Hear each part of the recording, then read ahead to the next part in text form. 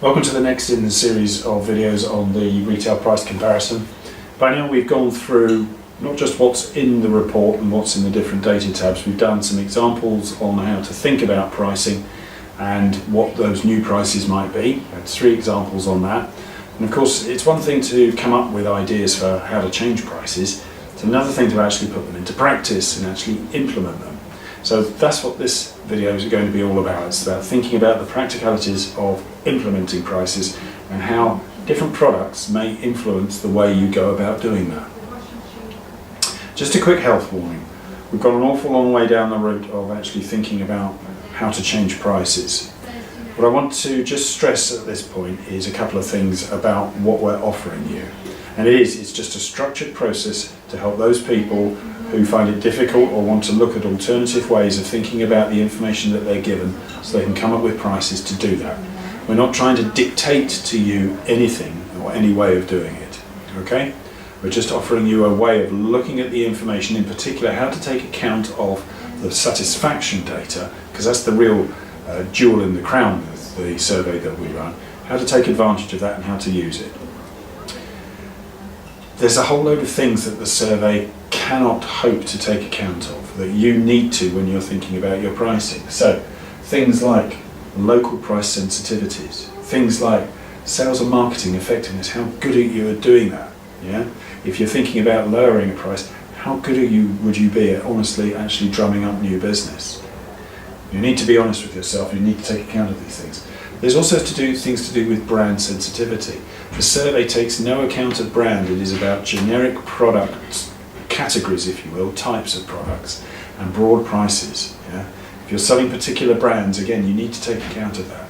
And there may be issues to do with specific local competition that we have no hope of knowing about, and only you will know and you can take account of. Maybe you have a competitor just over the road from you who you're constantly joggling around on prices with, or maybe you have no competitors in your immediate area, which means you can sell at somewhat of a premium.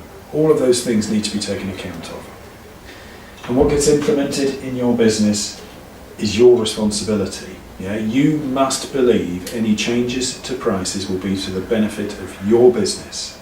It's not us telling you to change things, we're providing you with a process to go through so you can help inform your decisions. Anything you implement, price changes you must believe will benefit your business. And this guide and everything that I've spoken about in this series of videos does not replace your duties and obligations to your business. Now, all that to one side, let's talk more about implementing changes. So you've decided you want to change a price, now you want to get on and do something. Well, here's some things to consider when doing that. It's pretty obvious, I know, but some things sell and others don't. Yeah?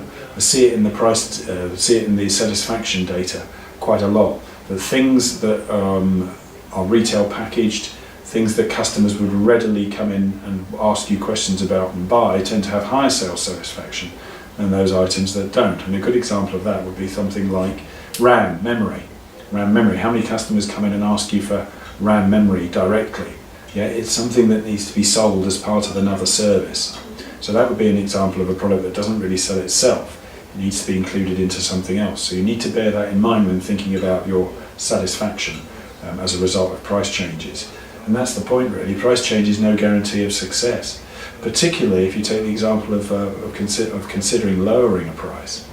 You know? Because the moment you do, and you do nothing to promote that product, you will be losing money. So in all cases, whether you're dropping prices or raising prices, to be honest with you, the guarantee of success is more likely, much more likely in all cases, if you promote and sell all your products as vigorously as you can, and particularly those products that you're changing prices on.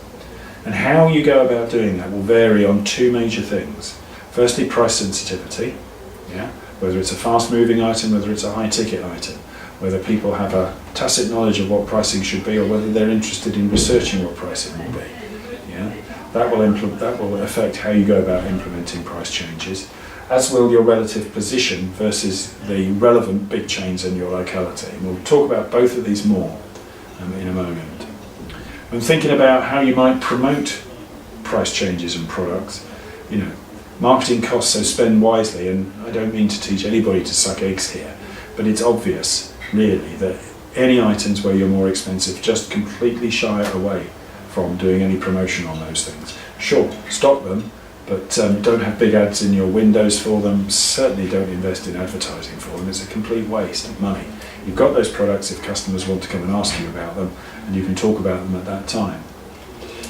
But here's the nugget, here's the truth. If your prices are clearly better, you have to go out of your way to tell people. You cannot assume, you must not assume that everyone will know that you are particularly well priced on a particular item. Yeah? You cannot assume, for example, that you might be very competitive on, I don't know, batteries or cables. You cannot assume that the public will recognise that or realise it. So these are the kinds of things where you should think, if you're going to invest in marketing, if you're going to invest in marketing, this is where to put your money if you're going to do things like media, advertising in papers, putting adverts into these little local magazines that come out, or indeed thinking about doing a leaflet drop. Think about that. And it's especially relevant for price-sensitive and fast-moving items. These are the things that capture people's imagination and attention, and these are the places to focus your efforts, not on things that don't matter to them particularly much, or they wouldn't consider necessarily even a big chain as being a relevant destination to go and buy something. Budget spending on low price-sensitive items. Yeah? So focus that stuff onto your shop windows, do it much more locally. What would be a low price sensitive item? Could have a reasonable value, but it's just something that, for example, a customer wouldn't consider going to a major chain for. So let's think about something like maybe a router or a home plug. Or we'll go back to the RAM memory. You wouldn't go to a Tesco or an Asda or a Sainsbury's to buy those things. Yeah, but you might think about a PC World, okay. But that tells you about the nature of competition, and if those first three are in your area and a PC World isn't, and that tells you also about how to go about promoting things. Marketing costs, so make your messages count. So if you do decide to invest in these broadcast media, think very, very clearly about what you want to say and how you want to say it. Yeah? Point out your advantages, especially if you're cheap. Be feisty, be bold, be conspicuous, and I'll give you some examples of that in a minute. And wherever ever possible, constantly prey on the big chain weaknesses. Yeah? The services that they don't offer. Tesco, Asda, Sainsbury's, all these guys don't do things like PC health checks, performance checks, virus removal, screen replacement, all the rest of it. Yeah? When it comes to the likes of PC World, you've then got the pricing that you can go head to head on with them. There's a lot of things you can really attack them on. So let's put all that together. Here's a graphic of thinking about how to go about your price promotions. And it's got price sensitivity as one axis. So remember, we've got high price sensitive items, which might be fast moving, or they might be high value items, and low price sensitive items. And then you've got the big chains compared to you, whether they're cheaper, the same, or more. And that creates a space, if you will. The issue is what do you do with that space? Well, in the top right hand corner, you've got the real sweet spot. You've got things that are highly price sensitive, where the big chains are more expensive than you. This is the place to really go head to head and point out their poor value. So if you've got better pricing on things like inks, on batteries, on media, yeah, this is where to really make the point. These are the items. They're products where you can still make very good margin for yourself, but they are products where the big chains are looking to recoup all that money they give away and their lost leaders. That's your opportunity to create an advantage and to build your reputation for being better value than perhaps customers thought you were. Needless to say, even where it's a low price sensitive item and you've got price advantage compared to the big chains, you should look to point it out there as well. And a great example of that would be something like cables, where we know the likes of PC World charge enormous sums of money, make huge markups on those products that customers are completely unaware of. Well, again, you've got a great opportunity to point out just how much better value you are without dying in a ditch over the margin that you apply. You can still make good money and show them to be ridiculously priced at the same time. You are fundamentally better than every big chain from the point of view of services. From the point of view of the supermarkets, clearly they don't offer those services at all. And from the point of view of PC World, you offer them at much better rates than they do as well. Yeah? So emphasise them. And in particular, where you've got high price sensitive items, this is the space to look for broadcast promotion. So wherever it's a high price sensitive item and the big chains are either the same or more expensive than you, go for the jugular. This is the place to think if you've got money to invest in advertising or in leaflets or a website or local publications, anything like that. These are the products to think about promoting on. Whereas if it's a low price sensitive item, rein in that spending, focus it on your shop. You've got great real estate at the front of your business. That shop window needs to work for you. These are the things to put in it. These are the opportunities for you. So focus on that. And never forget your website. And lastly, of course, if the big chains are cheaper than you, it doesn't matter whether the item's high or low price sensitivity, just keep away. Keep away from promoting the item. Doesn't mean you can't stock it, but don't make a point of pointing out that the others are better value than you are. And here's an example of a customer who came to a workshop recently, and look at the way he's going about pricing his stick memory in his shop. And just simply, he's got his pricing, he's just increased his pricing quite considerably. But he's pointing out in this example, he's got a Sainsbury's price and an Asda price listed. And since he put his pricing up, he's had nobody at all refuse to pay the new prices. In actual fact, he's had some helpful and positive remarks from his customers for pointing out the poor value of those competitors. There's also another approach when I talk about being feisty and assertive in your marketing and pointing out to people the poor value. This is an example of a fast-moving, price-sensitive item where people would naturally know the price because they're buying batteries regularly. And you can point out through this, the pricing of the big chains versus your pricing. You can also use it to point out some of the other areas in which the big chains are critically disadvantaged, and that's the fact that they're not local independent retailers. They're not, they're big chains. And there's a sizable portion of the public that doesn't want to do business with big chains and would prefer to work with you. Would prefer to work with local independent retailers. You can't assume that they consider you a local independent retailer. You have to tell them. So that's why that poster has got that example on there about local independent retailer. Better value, better service it talks about as well. So it's constantly asserting that you are better than them. So, moving on, just some other things to consider. Fast-moving items, the prices get noticed more. Fast-moving items are the things people are coming in and buying regularly. You could call them your consumables typically, so media, inks, batteries, paper possibly as well, and there may well be others as well. So on those items it might be appropriate, if you're going to consider making a price change, remember we did an example in a previous video of taking an ink from £3 to £3.99, maybe you do that in 2 steps, £3.50, £3.99, or maybe 3 steps. It's really up to you. I don't know your customers. What I am pointing out is the fact that they're more likely to notice the change in price and comment on it as a result. But where items are slow moving, things like routers, home plugs, items where customers may only buy them once or twice in their entire lives, then there's no issue with moving prices. You might consider them making them in much larger steps or even completely in one go. There's no reason to hold you back. Another issue is to be constantly seen to be creating the impression, and you are, but to be reinforcing that impression with people that you are genuinely price conscious. But at the same time not losing sight of the fact your business needs to be highly profitable. What does this mean? Well, it means prioritising.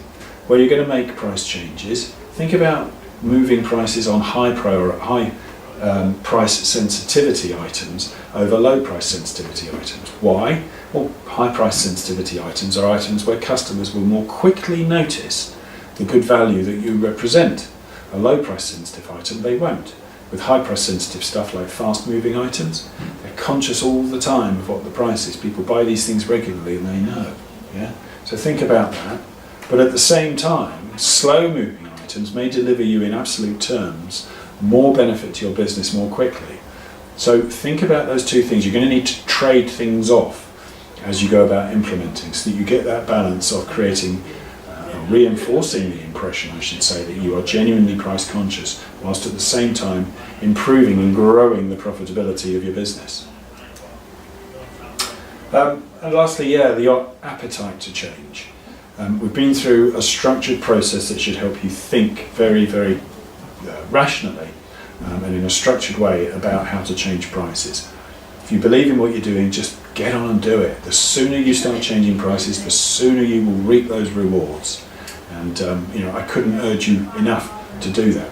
But if you still aren't committed after everything we've been through, after this entire structured process, if you've still got some kind of mental block, then you really need to sit down and try and rationalise what on earth is stopping you from going out and making changes. Because quite simply, if you can't get to the bottom of it, if you can't rationalise it, if it's just some weird or strange feeling that's stopping you, then you don't have a genuine reason, and you should put it to one side and get on.